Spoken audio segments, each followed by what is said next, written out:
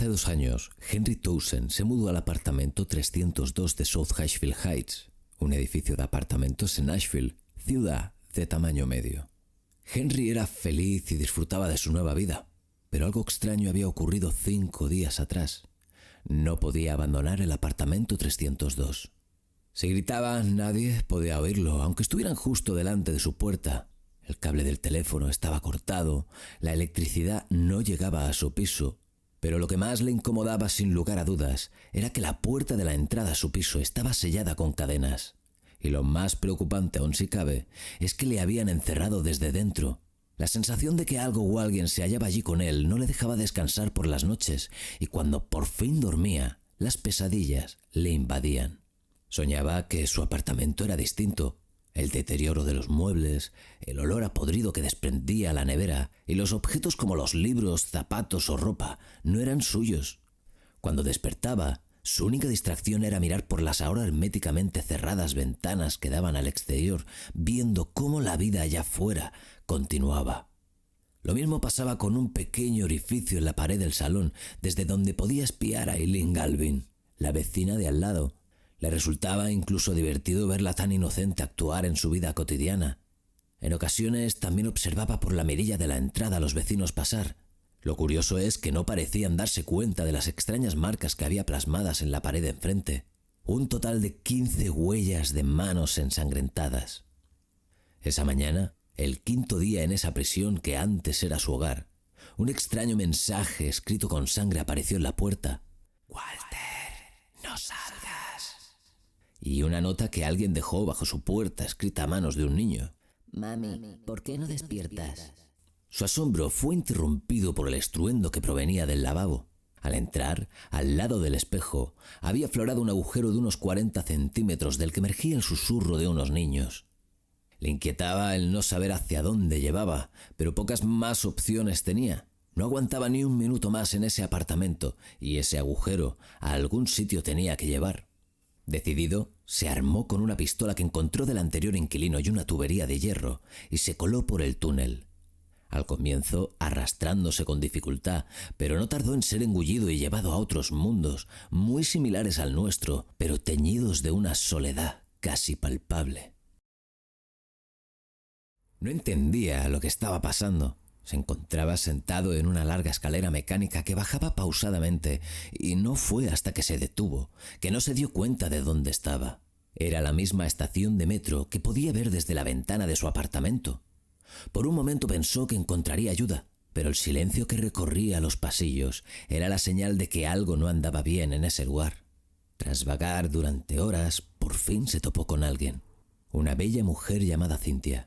Ella creía que todo era un sueño y que Henry solo era fruto de su imaginación, por lo que trató de coquetear un poco con él. Total, si todo era un sueño, no había nada malo en querer jugar un poco, ¿no? Henry la acompañó. Tenía miedo. Y después de tantos días encerrado, esa mujer era como una hoguera en una fría noche de invierno a la intemperie.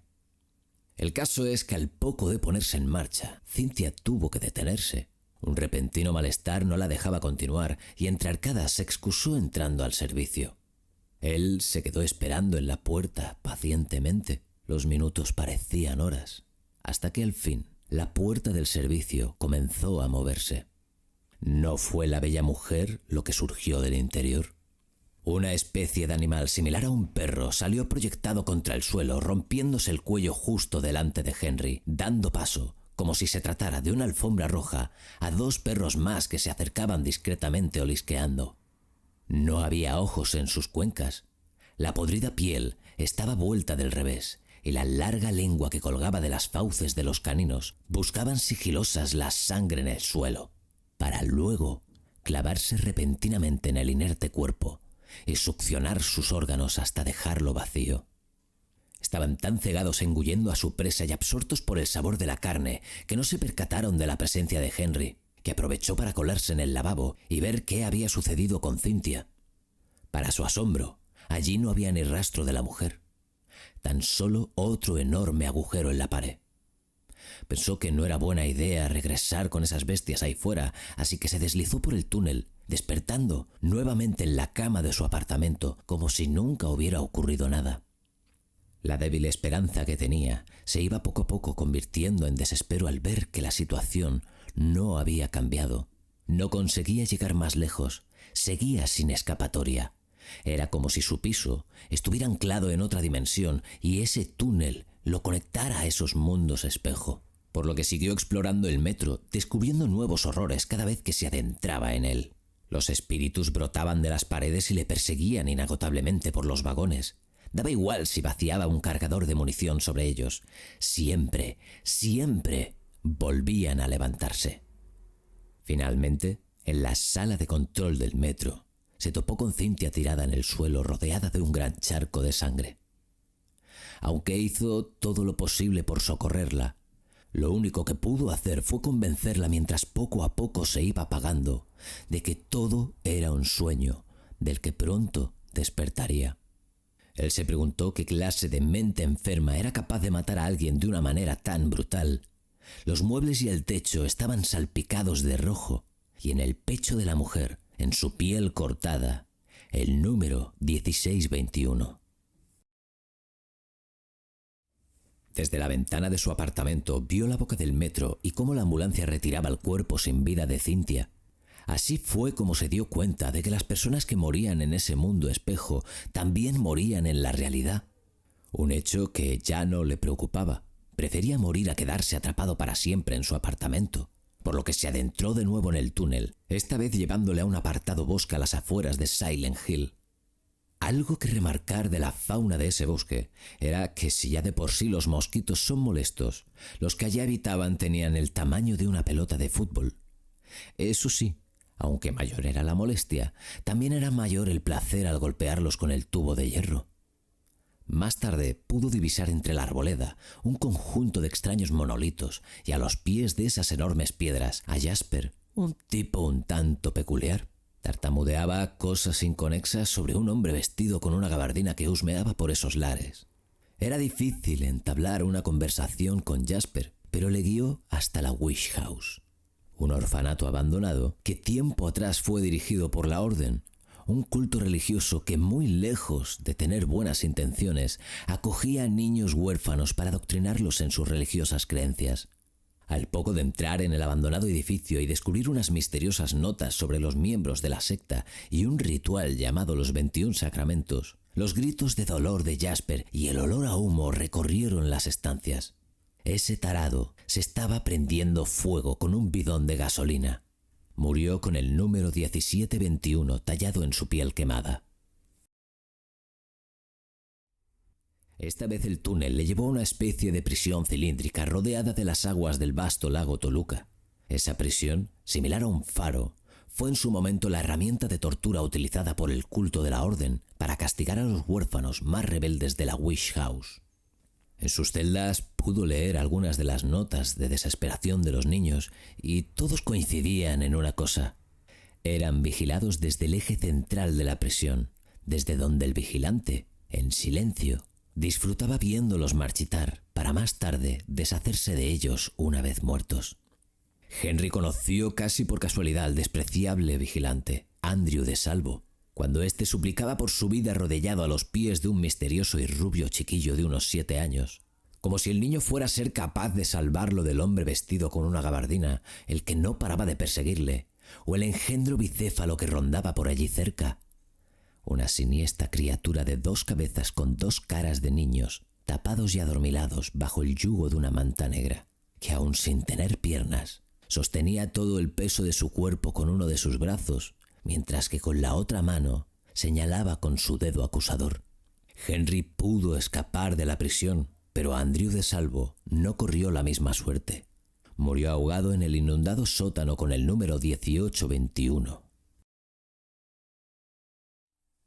En sus idas y venidas entre mundos, nuevas pistas se manifestaban en su apartamento. Por lo visto, el anterior inquilino Joseph Schreiber, el periodista que vivía allí y que desapareció meses antes de que Henry se mudara, estaba investigando el vínculo entre la Wish House y el caso Walter Sullivan. El caso en el que Walter Sullivan, un asesino serial, mató a un total de 10 personas en 2 días, arrancándoles el corazón a sus víctimas y tallándoles una serie de números en su piel. Cuando la policía lo encontró, No puso ningún tipo de resistencia y ya en prisión se clavó una cuchara sopera en el cuello cortándose la arteria carótida, poniendo fin a su vida. Pero los crímenes no cesaron ahí. La policía pensaba que sería algún tipo de imitador. Los habitantes de la ciudad que la policía se había equivocado de hombre. Joseph, que Walter aún seguía vivo, pero Henry comenzó a creer que seguía cometiendo sus crímenes después de muerto a través de ese mundo espejo. Las sospechas poco a poco se fueron confirmando.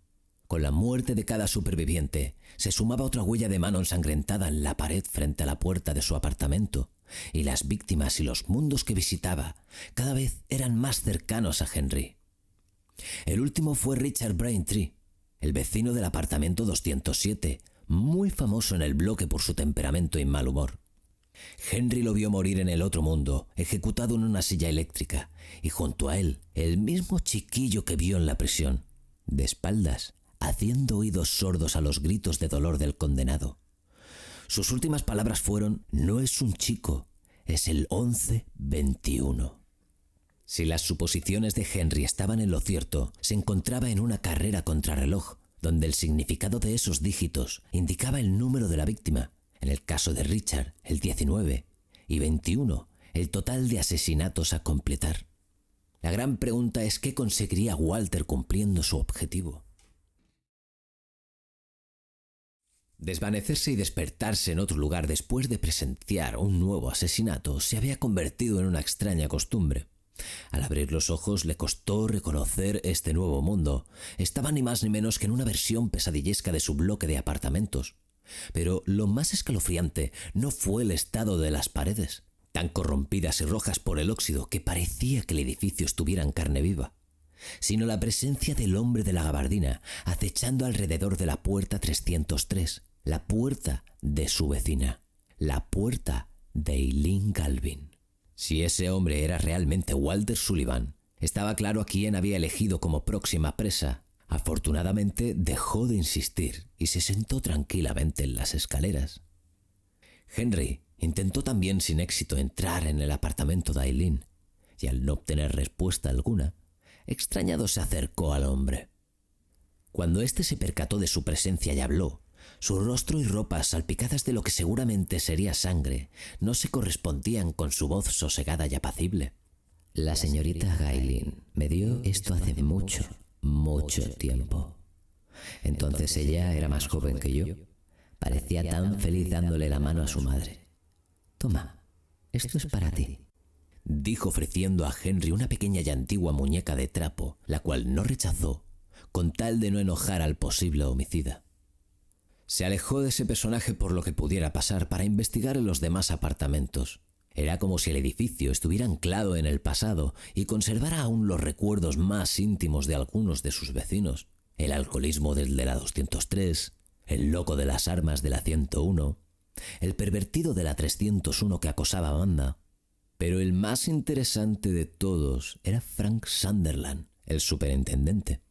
En su apartamento encontró un cordón umbilical que por alguna extraña razón Henry guardó, además de un diario que reflejaba la triste historia que ocurrió 30 años antes, en la 302. Al parecer, la joven pareja que vivía allí un día, de repente, como ladrones en la noche, se largaron abandonando a su hijo recién nacido en una de las habitaciones. Frank escuchó los llantos y llevó al bebé inmediatamente al hospital. Nunca más supo de él, tan solo que sobrevivió. Pero años más tarde, un chiquillo merodeaba siempre alrededor del apartamento y Frank estaba convencido de que era el niño abandonado. Un día, Braintree, el malhumorado vecino, asustó al muchacho y simplemente dejó de rondar por allí. Henry trató de conectar todas esas pistas, pero poco o nada tenía sentido. Fue el grito de una mujer lo que lo sacó de su trance. Corrió desesperado hacia el apartamento de Eileen, esperando que sus temores no se hicieran realidad, pero cuando consiguió entrar, lamentablemente su vecina estaba en el suelo herida de muerte. Gracias a Dios, aunque con varios huesos fracturados y el número 2021 tallado en su espalda, aún seguía con vida. No fue casualidad. El misterioso chiquillo había sido su salvador. ¿Cómo alguien tan pequeño podía haber hecho frente a Walter Sullivan? Nuevamente todo se volvió oscuro. Nuevamente Henry se desvaneció. Un nuevo camino se había abierto en su apartamento, llevándole al otro mundo, concretamente al hospital donde Aileen se recuperaba. El problema estaba en que no solo Walter andaba buscándola incesantemente para acabar con su cometido, sino que además las deformadas enfermeras no pretendían dejar que su paciente cogiera el alta. Era repugnante golpearlas. A cada impacto se les escapaba una flatulencia. Casi era mejor esquivarlas a tener un enfrentamiento directo con ellas y presenciar la tan horrible y penosa escena. En fin, cuando encontró a Aileen, trató de volver con ella al apartamento, pero por alguna extraña razón solo Henry podía atravesar los túneles, por lo que tuvieron que recorrer uno a uno los antes mencionados mundos: el metro, el bosque, la prisión y el bloque de apartamentos. El camino de vuelta fue duro, muy duro. Ahora se sumaba un Walter desatado y armado con una pistola y un hacha, y el espíritu de todas sus víctimas numeradas: Cynthia, Jasper, Andrew, Braintree. Aún así descubrieron piezas claves para resolver parte del puzzle. Por lo visto, el muchacho era el niño abandonado que nació en el apartamento 302, y después de que Frank lo llevara al hospital y fuera adoptado por la Wish House, le lavaron el cerebro aprovechándose de su inocencia. Todo lo que quiere un infante es estar cerca de su madre, y por desgracia, él nunca llegó a conocerla, por lo que le hicieron creer que su madre era no una mujer, sino el propio apartamento, y le engañaron prometiéndole que si completaba el ritual de los 21 sacramentos, despertaría de su letargo. Sin embargo, el verdadero objetivo del ritual era despertar a la Madre Sagrada, la entidad demoníaca que la orden veneraba. El muchacho todos los días visitaba de manera casi obsesiva a la que creía que era su madre. Pero su odio hacia las personas fue creciendo, y con ello su locura e inestabilidad, a raíz de que los vecinos no le dejaran acercarse al apartamento.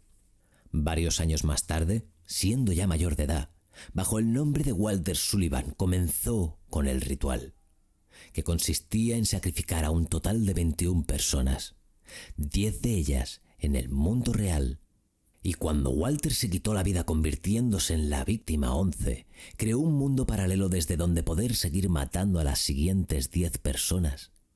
Ese mundo era la representación de la mente enferma de Walter, y en él los recuerdos y las personas más importantes se manifestaban, como por ejemplo la Wish House, la prisión y el bloque de apartamentos. Lo que también significa que su lado inocente y su infancia se había materializado encarnándose en el niño, el único capaz de detener al Walter adulto. Al final del camino, Aileen y Henry, ya en el apartamento, se vieron sin salida. Los espíritus atravesaban las paredes intentando entrar en el único lugar que entre comillas era seguro. Pero cuando todo parecía indicar que nada podían hacer, el misterioso aliado que estuvo dejándoles pistas a lo largo de la interminable pesadilla mediante escritos hizo acto de presencia. Del techo emergió una sombra cabeza abajo. Era Joseph, el periodista, para indicarles dónde se hallaba el origen de este mal y cómo acabar con él. El núcleo siempre estuvo cerca, en el mismo apartamento, en una habitación oculta detrás de las paredes. Y en ella, como un espantapájaros, el cadáver de Walter colgado y mutilado sobre un agujero negro. Un cuerpo que, aunque destrozado, conservaba el rostro del asesino intacto, igual de inexpresivo, con la misma mirada perdida. Henry miró el agujero negro que había en el suelo. Sabía que para bien o para mal, era el momento de acabar con esta pesadilla. Nada más atravesar el agujero lo vio. Allí estaba la mente del asesino, una enorme y monstruosa cabeza gritando sin control, derrochando todo el rencor, el odio y la pena de su corazón. En el otro extremo, Aileen acercándose de manera involuntaria, como si estuviera poseída, a el frío y metálico mecanismo que había en el centro. Si las veloces aspas de la máquina llegaran tan siquiera a rozar su piel, la muerte sería instantánea. Cuando trató de hacerla entrar en razón, la parte adulta de Walter se materializó una vez más para impedir que el sacrificio de la víctima número 20 y la de Henry, es decir, la número 21, fuera interrumpido. Los disparos de Walter eran inciertos. Estaba tan cerca de conocer a su madre que le era imposible concentrarse. Entonces Henry recordó lo que dijo Joseph y siguió sus sabios consejos. La única manera de hacer entrar en razón a la bestia era entregándole el cordón umbilical, por lo que se lo hizo tragar, y le clavó las 21 lanzas que había en las paredes de la sala. Y ahora vosotros os preguntaréis por qué el cordón y las 21 lanzas. Pues porque con el cordón fue lo más cerca que estuvo ese niño de su madre, y las lanzas simbolizaban los 21 sacrificios. El hombre de la gabardina nunca fue una mala persona, solo un niño manipulado y utilizado por la orden. Y quizá ese fue el golpe de realidad que le hizo falta, para darse cuenta de que todas esas muertes no tenían sentido. El Walter adulto se desplomó. El niño se quedó solo, y la bestia gritó una última vez. Ahora por fin Henry era libre. La luz del sol quemaba sus ojos. El cielo nunca le había parecido tan hermoso. Aún así, no estaba tranquilo del todo. Su única preocupación era saber si Eileen aún seguía con vida. La encontró confusa en la cama. Creía que todo había sido un sueño, pero cuando vio a Henry aparecer en su habitación del hospital, aunque la primera reacción fuera de felicidad, el miedo a lo que se esconde al otro lado le acompañaría hasta el fin de sus días. Aún quedan algunos misterios por resolver que tengo pensado subir en un próximo vídeo, como la historia del hijo de Frank Sunderland, un tal James que visitó el pueblo de la niebla en busca de su amada Mary. En fin, si te ha gustado el vídeo y quieres apoyar el canal, siempre puedes invitarme a un cafelito. Si no, regalarme un like o comentarme qué te ha parecido será más que suficiente. Muchísimas gracias por pasarte por mi humilde morada. Nos vemos en un próximo vídeo.